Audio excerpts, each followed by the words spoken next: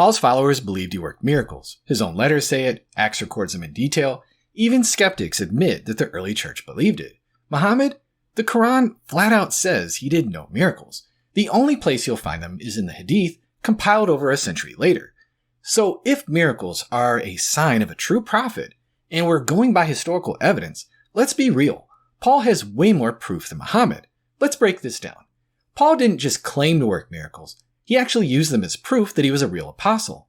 In 2 Corinthians 12:12, he tells the Corinthians, "The signs of a true apostle were performed among you with utmost patience, with signs and wonders and mighty works." Now, why does this matter? The Corinthians were skeptical. They were obsessed with these so-called super apostles, charismatic, smooth-talking teachers who were trying to undermine Paul. Paul doesn't rely on rhetoric. He points to miracles and the relentless persecution that he's endured. And this wasn't a one-time flex. In Romans 15:19, he says he preached by the power of signs and wonders. So either Paul's legit, or he's lying, or delusional, but there's no middle ground. But we have historical evidence to back him up that he wasn't lying or crazy, which we'll get into shortly. Now, let's imagine for a second that Paul had said, "The proof that I'm an apostle? Just look at my letters. Pull out my first letter to the Corinthians. There's your miracle." That would be laughable, and yet, that's exactly what Muhammad did. The Quran makes it crystal clear. Muhammad didn't perform any supernatural signs. The people around it expected him to, just like Moses did, but Muhammad's response, "I am only a warner." That's it. That's all you get. This isn't a one-off. In Quran 13:7, the skeptics asked for a miracle. In Quran 11:12, the same challenge. And in 1759, Allah gives him the final excuse. Nothing has prevented us from sending miracles, except that the previous generations rejected them. Translation, Allah refused to give Muhammad a miracle because people rejected them before, which isn't even true. Jesus' disciples believed because of his miracles, just as he intended. So instead of healing someone's migraine or even a fever, Muhammad tells his critics, "Is it not enough of a miracle that we sent down to you this book?" So there you have it. The Quran itself says Muhammad's only miracle is the Quran. But here's where things get weird.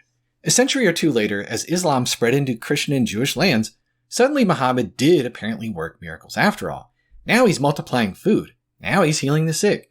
Now he's controlling nature in stories that look suspiciously similar to Jesus' miracles in the Gospels. These stories come from the Hadith, compiled 100 to 200 years later by Muslims trying to prove Muhammad was just as miraculous as Moses and Jesus. Now, let's compare the historical records for Paul and Muhammad. Acts, which records Paul's miracles, was written by Luke, a guy who actually traveled with him. The wee passages in Acts show that Luke was physically there, not just making up stuff later. Even if we grant more liberal dating, Acts was written well within living memory. Now, let's talk about Muhammad's biography. The first full biography of Muhammad wasn't written until Ibn Ishaq, around 150 years after Muhammad died. And even then, that was edited and rewritten by Ibn Hashim, meaning the first real story we get of Muhammad's life is nearly 2 centuries later. That's like trying to write a definitive biography of Abraham Lincoln today, relying only on word-of-mouth stories with no way to separate fact from folklore. Meanwhile, Acts is loaded with historical confirmations, and we'll look at a few right now. Take Philippi. Acts 16:12 calls it a leading city of the district of Macedonia and a Roman colony. That's historically verified. Coins and inscriptions confirm Philippi's Roman colony status, just as Acts describes. Then there's Acts 16:13. Paul and his companions pray by a riverside outside the gate. That's the Gangites River, a real but obscure location casually mentioned, exactly what we'd expect from first-hand knowledge. Then there's Lydia, a purple dye merchant from Thyatira in Acts 16:14. Again, historically accurate. Thyatira was the center for purple dye trade. The magistrates are correctly identified as strategoi, a specific Roman title for colony officials, following the more general archontes in 1619, meaning rulers, a level of accuracy suggesting the author was likely there. But the crazy part, Paul's exorcism, imprisonment, and miraculous release are indirectly supported by his own letter. In Acts 16:16-40, Paul casts out a demon out of a slave girl. Her owners get furious. They have Paul and Silas beaten and jailed and lock them in stocks. That night, an earthquake shakes the prison, chains fall off, doors swing open, but instead of running, Paul and Silas stay, leading to the jailer's conversion. The city officials realize they've just illegally beaten Roman citizens and are in serious trouble.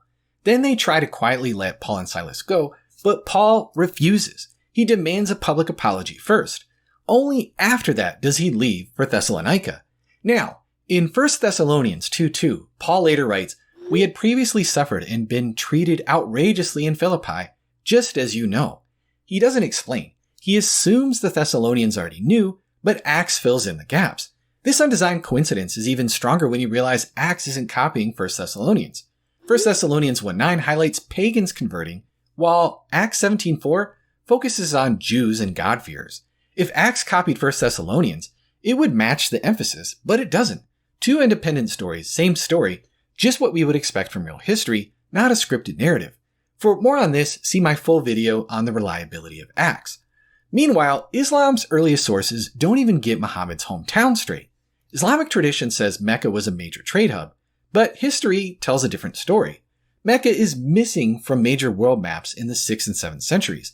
The Byzantines and Persians knew all about Arabian trade, but they never mentioned Mecca. Not one inscription from early Arabia refers to Mecca. These are glaring omissions in sources that detail far less significant Arabian cities, making this far more than just a weak argument from silence. But worse is the geography problem. If Mecca was on a major trade route, why would camel caravans detour hundreds of miles inland instead of following the logical route along the Red Sea? They wouldn't. Historian Patricia Crone argues that the whole idea of Mecca as an ancient trade hub is a later fabrication designed to fit Islamic theology, not history. So let's sum this up.